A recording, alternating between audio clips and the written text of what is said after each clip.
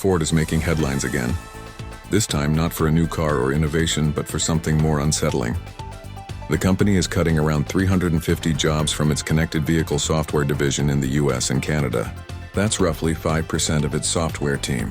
A serious blow to the people behind the digital brains of Ford's future vehicles. These aren't random layoffs. The affected roles are deeply tied to Ford's mission of creating smarter, more connected cars. These engineers were working on digital interfaces for Ford and Lincoln vehicles, systems that power everything from infotainment to remote vehicle control. But now they're gone. So what's really happening here?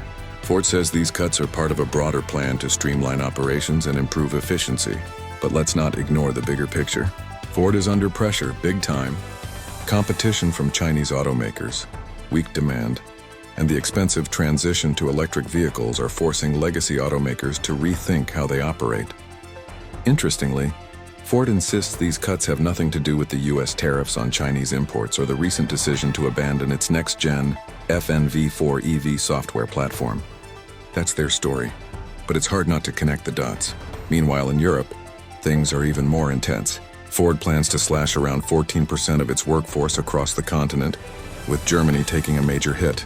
In fact, just this week, workers at Ford's Cologne plants went on strike, protesting thousands of planned job cuts. The pressure isn't just digital, it's global. Doug Field, the man in charge of Ford's EV and digital efforts, formerly of Apple and Tesla, is leading this restructuring. His job is to make Ford leaner, smarter, and more competitive in a tech-driven world. But at what cost?